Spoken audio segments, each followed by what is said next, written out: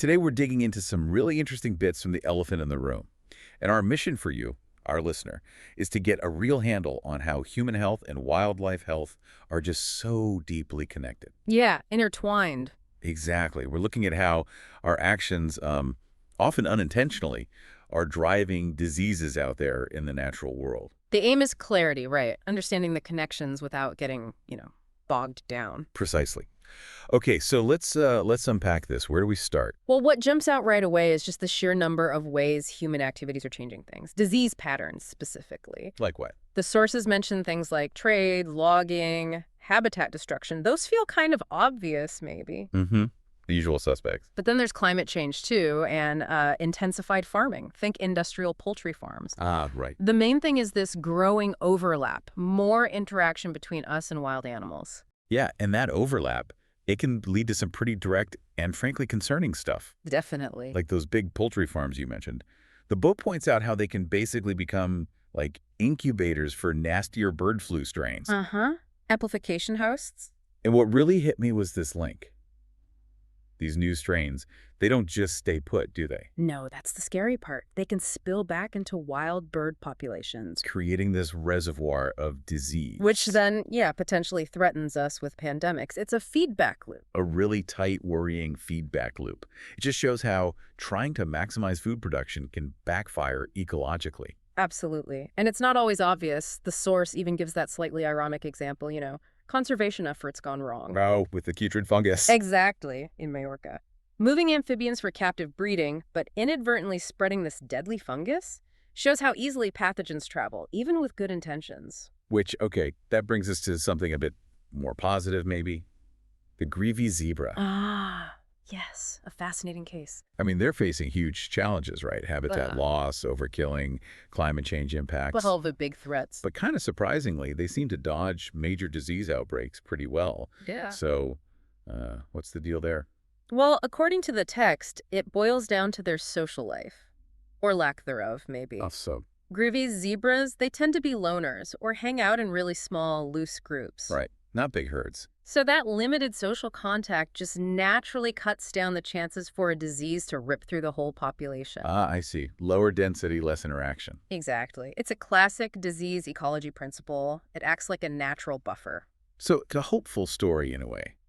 Human actions conservation, in this case, helping them survive. It is. But there's a but. Oh. The book adds a little warning. Even these pretty resilient zebras are starting to show more signs of disease now as conditions get tougher, more extreme. So it feels like a warning sign, doesn't it? Yeah. Like even the tough ones are feeling the pressure. Precisely. It suggests that, while their natural setup helped them, even that can be overwhelmed when environmental change, driven by us, gets too intense. Raises a big question then. If groovy zebras are starting to struggle, what about species that are already more vulnerable? That's the worry. Okay, so we've seen how modern human stuff is driving disease now. Yeah. Let's maybe rewind a bit. Look at how disease might have shaped things way back, even affecting species long gone. Right, the book gets into some deep history, like the idea that diseases might have played a part in Neanderthal extinction. That's wow. It is mind-blowing, isn't it? The theory is that as early humans moved out of Africa, they brought new germs, pathogens the Neanderthals had zero immunity to. So like a biological weapon almost. Sort of. This disease transmission and introgression idea, introgression meaning genes mixing between species, it offers one explanation for why they coexisted for so long in some areas, but ultimately the Neanderthals vanished. And there's evidence now. Well, finding ancient viral DNA in Neanderthal bones, like viruses causing colds and herpes today, it definitely supports the idea that germs were being swapped. Wild. And it didn't stop there, did it? The book mentions the hyperdisease theory, too. Yeah, for the megafauna extinction in North America, another dramatic idea. What's the gist? That maybe early humans, or even their dogs, brought some super virulent disease, maybe harmless to humans, but devastating to mammoths, giant sloths, you name it. Jumping between species easily. Oh, that's the theory, leading to these catastrophic die-offs. But it's important, the source notes this isn't universally accepted. Right, there are critics. And new DNA evidence shows some megafauna, like horses and mammoths, actually hung around much longer than we used to think. So it's complicated. Yeah, the past rarely gives up simple answers. But even if disease wasn't the only reason the megafauna went extinct. The scale of that loss, It must have totally reshaped ecosystems. How so? Well, removing that huge chunk of animal life, the big grazers, the predators, it would fundamentally change how energy, water, even carbon cycles through nature. Makes sense. And what's really unsettling is the suggestion that those ancient extinctions might still be affecting us today, maybe even influencing human diseases now. Whoa. Okay, so the greavy zebra, that was a bit of hope. But history also has these really stark warnings. Exactly. Which brings us to a more recent and frankly heartbreaking example, Hawaii's birds. Oh, yeah. The honey creepers, that story is just devastating. It really is. Avian pox, and especially avian malaria, they arrived probably on colonial ships or with imported songbirds. And just wipes it out. Catastrophic effect on Hawaii's unique honey creepers. Hmm. The descriptions, from deafening bird song historically to the silence in many lowland areas now, it just hits you. And it wasn't just chopping down trees, was it? The book says even in forests barely touched, the native birds disappeared. Right. The arrival of mosquitoes was key. They're the vectors, the carriers for avian malaria. Ah, the mosquitoes brought the disease mechanism. Precisely. That specific parasite, Plasmodium relictum, it needs mosquitoes to complete its life cycle and spread. No mosquitoes, no widespread malaria. So the ships brought the parasite and the vector. Double whammy. Pretty much. Though there is a tiny glimmer. Some native birds, way up high in protected areas, seem to be developing resistance. Yeah. Well, that's something. Okay, let's shift gears. Rinderpest. Cattle plague. Huge deal, right? Not just for cows. Oh, absolutely. When rinderpest jumped from cattle to African wildlife, late 19th century, ecological and social devastation on a massive scale. How did it spread so fast? Close contact between livestock and wild animals, made worse by war, moving cattle around. It just exploded. And the human cost. Terrible. Communities relied on cattle. Losing them meant famine, society breaking down. The source even mentions possible cannibalism in extreme cases. God, and getting rid of it was tough, even with vaccines later on. Incredibly tough. Took decades, international effort. But conflicts, like in southern Sudan, let the virus hang on, pop back up. Finding it in Kenyan kudus in the 90s, traced back to unvaccinated refugee cattle, showed how easily it could hide in wildlife, and then boom, new outbreaks. Just highlights that connection again, doesn't it? Yeah. Livestock health, wildlife health, human stability, all linked. Absolutely. And it's a challenge to manage disease across those complex lines. Okay, so more recent threats now.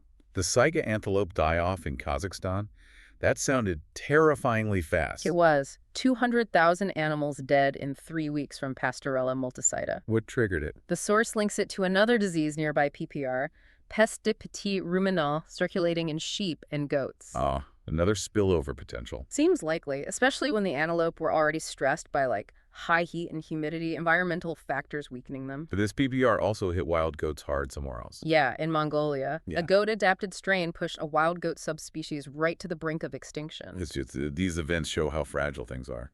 Totally.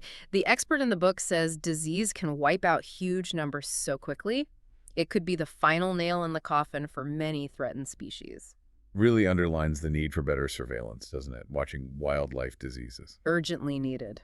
Okay, Tasmania next. The thylacine, the Tasmanian tiger. Right. We know hunting and habitat loss were big factors in its extinction, but disease too. The evidence suggests they were suffering from something nasty, maybe a lupus-like autoimmune disease, possibly triggered by the stress of everything else, habitat loss, being hunted. So maybe not the main cause, but a contributing factor, weakening them. Seems likely. Made the remaining population more vulnerable. And the irony, it's still on the Tasmanian coat of arms. Even though we helped wipe it out. Yeah. Poignant. And then there's the current tragedy with Tasmanian devils, DFTD. Devil facial tumor disease. That's the transmissible cancer, right? Exactly. A cancer that spreads like an infectious disease through biting, transferring living cancer cells. It's decimated the devil populations. Are they managing to save them? Huge efforts underway. Insurance populations, isolated groups.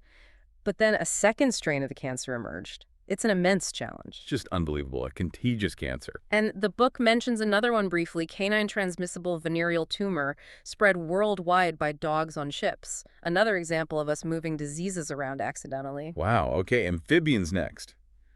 The chytrid fungus seems like a global catastrophe. It really has been. Betrae dendrobotitis, or BED-GOD. Its discovery and then realizing it had spread globally, largely through the wildlife trade. Yeah. Devastating. How does it kill them? It messes up their skin.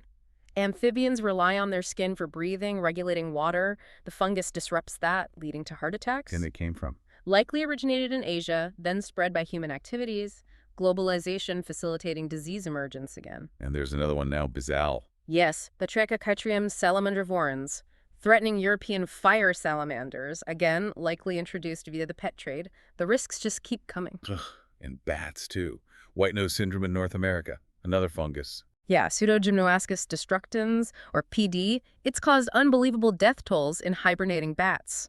How does that one work? The fungus loves cool, damp caves where bats hibernate. It grows on them, irritates them, wakes them up during hibernation. So they burn through their energy reserves. Exactly. They use up their stored fat and basically starve or freeze before spring. Species like the little brown bat, northern long-eared bat, catastrophic losses, 90–100% in some places. Is there any hope there? Some small signs, maybe. Natural selection favoring resistant bats. Research into treatments. But the overall impact, devastating. Okay, we have to talk about avian influenza, too. Bird flu. The book draws a strong line to industrial farming, doesn't it? It does. Those huge, dense poultry farms create the perfect conditions for bird flu viruses to evolve into highly pathogenic forms, HPAI, the really dangerous ones. And then they get out. That's the risk. Strains like H5N1, H5N8, they spill over into wild birds, cause massive die-offs there, can even infect mammals, including us. And migratory birds spread them everywhere. Making it a global threat. It really highlights the link between farmed animal health and wild animal health. Okay, another one. West Nile virus. That jumped continents, right? Yeah, introduced to North America, probably via infected mosquitoes or maybe a bird, spread incredibly fast. And hit birds hard. Especially American crows. They Yep. were very susceptible. The book notes how cities can actually be hotspots. Why cities? Longer mosquito seasons due to warmer microclimates, plus lots of crows and the right kind of mosquitoes living close together. Are crows recovering? Some seem to be developing immunity, yeah. And there are efforts to treat infected birds, but it shows the risk of accidental introductions again. What about primates? Yellow fever in Brazil sounded really bad. Very severe outbreaks recently in monkeys there, particularly devastating for endangered ones like golden lion tamarins, buffy-headed marmosets. Why so bad? The disease spread rapidly into areas where the monkeys just had no history with it, no immunity, total vulnerability. We're still figuring out why it spread so fast. Yeah, investigations are ongoing. But it's another stark reminder, environmental changes we cause can unleash diseases that hammer wildlife. And finally, Ebola. We hear about human outbreaks, but the impact on apes. Massive. Ebola has killed huge numbers of western lowland gorillas and central chimpanzees in Africa. And human outbreaks can start from apes. Often from contact with infected carcasses, yeah. Yeah. Shows that close link again. And ape populations take so long to recover after an Ebola hit. The book mentioned more apes died than humans in early outbreaks. Significantly more. Underlines the massive toll on these already endangered species. Okay, so pulling all these threads together, the big message from the elephant in the room seems pretty unavoidable, doesn't it? Yeah. Harming wildlife, damaging the environment. It's self-harm, basically, because our health is completely tied up with theirs. It's all connected. Absolutely. Our actions trade, habitat loss, farming methods, they just keep creating new pathways for diseases to emerge and spread. Threatens biodiversity, threatens us. So what are the answers? It sounds overwhelming. The book suggests it's not about, like, building walls between us and nature. It's about changing the relationship. Oh. Things like, well, better regulation of trade and farming, protecting habitats properly, shifting away from fossil fuels. There's also a strong economic argument in the book. Investing in prevention is way cheaper than dealing with pandemics after they start. Makes sense. Plus, international cooperation, strengthening things like wildlife enforcement networks, using frameworks like the Kunming-Montreal Agreement. And it mentioned nature-based solutions and stop ecocide. What's that about? It's this growing idea that healthy ecosystems are actually more resilient to disease. And maybe we need legal tools like making massive environmental destruction a crime ecocide to act as a real deterrent. So a fundamental shift in how we value nature. Exactly. Seeing environmental protection not just as a nice to have, but as essential for public health, for our own long-term survival. Right. So wrapping up this deep dive, the takeaway is crystal clear. Human health, wildlife health, it's one health. Inextricably linked, our actions ripple outwards in ways we often don't see, affecting disease, biodiversity, Everything. And understanding these connections, it's not just interesting, it's crucial, right? For making better choices, pushing for change. Absolutely. It empowers us. So here's something for you, the listener, to mull over. Think about those unseen ripples, the effects of your daily choices on the planet's health, on all its inhabitants.